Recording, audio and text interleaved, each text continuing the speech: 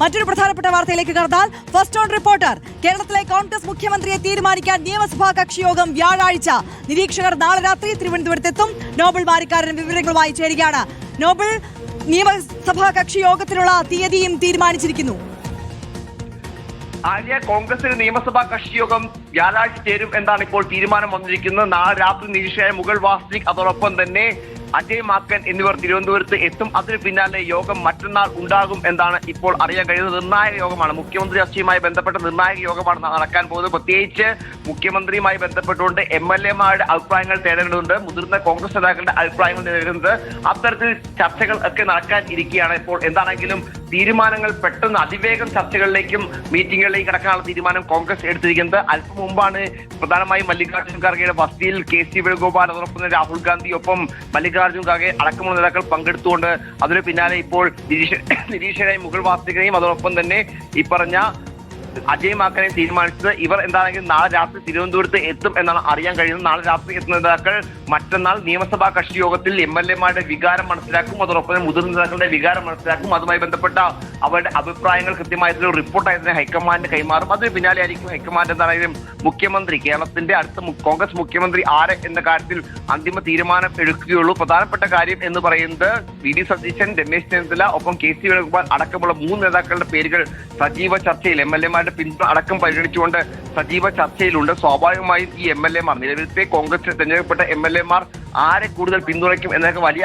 ആകാംക്ഷയാണ്. എന്താണെങ്കിലും മറ്റന്നാൾ തിരുവനന്തപുരം കേൾക്കുന്ന ഒരു കാര്യമുണ്ടല്ലോ നോബിൾ, അതായത് ഈ സ്ഥാനാർത്ഥി നിർണയത്തിൽ പ്രധാന കേന്ദ്ര ബിന്ദുവായത് KC വേണുഗോപാലാണ്. KC വേണുഗോപാലിൽ പിന്തുണച്ച അല്ലെങ്കിൽ പറഞ്ഞ പേരുകൾ ഉള്ള സ്ഥാനാർത്ഥികളാണ് ഈ നിയമസഭാ തെരഞ്ഞെടുപ്പിൽ മത്സരിച്ചത്. അതുകൊണ്ട് തന്നെ കൂടുതൽ MLA-മാരുടെ പിന്തുണ സ്വാഭാവികമായും KCക്ക് ലഭിക്കും. അപ്പോൾ VD RC പക്ഷങ്ങൾ പറയുന്ന കാര്യമുണ്ട്, MLA-മാരുടെ പിന്തുണ മാത്രം പരിഗണിച്ചുകൊണ്ട് ഒരു തീരുമാനത്തിലേക്ക് എത്താൻ പാടില്ല എന്നുള്ളത്. അങ്ങനെയെങ്കിൽ എന്തൊക്കെ ഘടകങ്ങൾ ഈ നിരീക്ഷകർ വിലയിരുത്തുന്നുണ്ടാകും?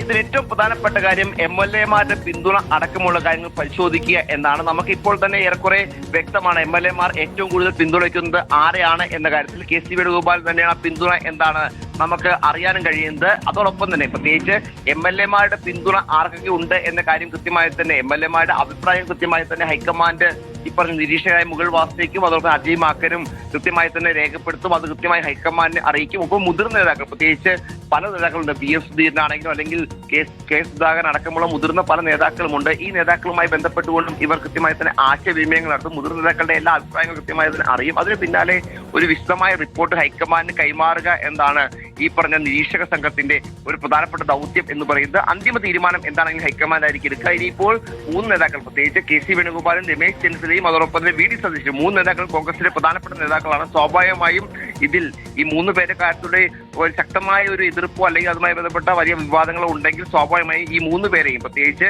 ഈ നേതാക്കളെ എല്ലാം ദില്ലിയിലേക്ക് വിളിപ്പിച്ചുകൊണ്ട് അവസാനമായിട്ടൊരു സമവായ ചർച്ചകളിലേക്ക് പോലും ഹൈക്കമാൻഡ് കടക്കും എന്ന് നമ്മൾ പ്രതീക്ഷിക്കുന്നു. എന്താണെങ്കിലും നിലവിൽ നിരീക്ഷകരെ പ്രഖ്യാപിച്ചുകൊണ്ട് അതിവേഗ ചർച്ചകളിലേക്ക് കടക്കാൻ തന്നെയാണ് ഹൈക്കമാൻഡിന്റെ തീരുമാനം. അതിന്റെ ഭാഗമായി നാളെ വൈകിട്ട് നിരീക്ഷകരായ മുഗൾ വാസ്നിക്കും അതോടൊപ്പം തന്നെ ഈ പറഞ്ഞ അജയ് മാക്കനും സംസ്ഥാനത്ത് എത്തുന്നത്. ഒരാൾ ട്രഷററും മറ്റൊരാൾ ജനറൽ സെക്രട്ടറിയുമാണ്. മുഗൾ വാസ്നിക് ആണെങ്കിൽ കേരളത്തിലെ ചുമതലയുടെ ജനറൽ സെക്രട്ടറിയാണ്. കാരണം കേരളത്തിലെ സാഹചര്യം കൃത്യമായി തന്നെ അറിയാവുന്ന ആളാണ്. കൃത്യമായി എന്താണ് അവിടുത്തെ ഒരു സാഹചര്യം എന്ന് മുൻകൂട്ടി അറിയാവുന്ന മുൻ ജനറൽ സെക്രട്ടറി കൂടിയാണ്. സ്വാഭാവികം ചുമതലയുള്ള ആളുമാണ്. അതുകൊണ്ട് ഈ നേതാക്കൾ കൃത്യമായി തിരുവനന്തപുരത്തെത്തി MLA-മാരും മുതിർന്ന നേതാക്കളുമായി ആശയവിനിമയം നടത്തുകയും അതുമായി ബന്ധപ്പെട്ട റിപ്പോർട്ട് ഹൈക്കമാൻഡ് കൈമാറുകയും പിന്നീട് ഹൈക്കമാൻഡ് ഇതിലൊരു തീരുമാനം പ്രഖ്യാപിക്കേണ്ട. തീരുമാനങ്ങൾ വൈകില്ല എന്ന് വ്യക്തമാക്കുന്നതാണ്. നാളെ വൈകിട്ട് നേതാക്കളുടെ തിരുവനന്തപുരത്തേക്കുള്ള യാത്ര, മറ്റന്നാൾ നിയമസഭാ കക്ഷിയോഗം, പല ഘട്ടങ്ങൾ നമ്മൾ പല സംസ്ഥാനങ്ങളിൽ ഇതിനു മുമ്പ് ഈ പറഞ്ഞ പോലെ നിരീക്ഷകർ എത്തുന്ന കാഴ്ച നമ്മൾ കോൺഗ്രസിൽ കണ്ടിട്ടുണ്ട്. സ്വാഭാവികമായും നിയമസഭാ കക്ഷിയോഗം ചേർന്നുകൊണ്ട് ഹൈക്കമാൻഡിനെ മുഖ്യമന്ത്രി നിയോഗിക്കാൻ തീരുമാനിക്കാനുള്ള ഒരു മാൻഡേറ്റ്, അത്തരത്തിലൊരു തീരുമാനമായിരിക്കും ഹൈക്കമാൻഡിന് കൈമാറുക. അത് പിന്നീട് ഹൈക്കമാൻഡ് തീരുമാനമായി പ്രഖ്യാപിക്കുന്ന പതിവാണുള്ളത്. അതാണെങ്കിലും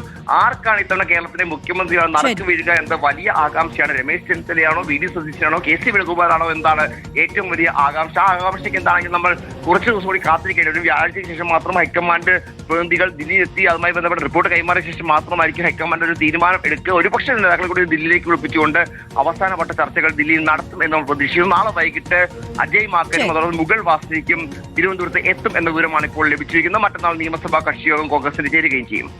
ഓക്കെ, നോബൽ മാരിക്കാരനാണ് വിശദമായ വിവരങ്ങൾ നൽകിയത്. കേരളത്തിലെ മുഖ്യമന്ത്രി ചർച്ചയ്ക്കായി നിരീക്ഷകരായിരിക്കുന്നു. അവർ നാളെ കേരളത്തിലേക്ക് എത്തും. അതേസമയം തന്നെ നിയമസഭാ കക്ഷിയോഗം വ്യാഴാഴ്ച ചേരാനും തീരുമാനമായിരിക്കും.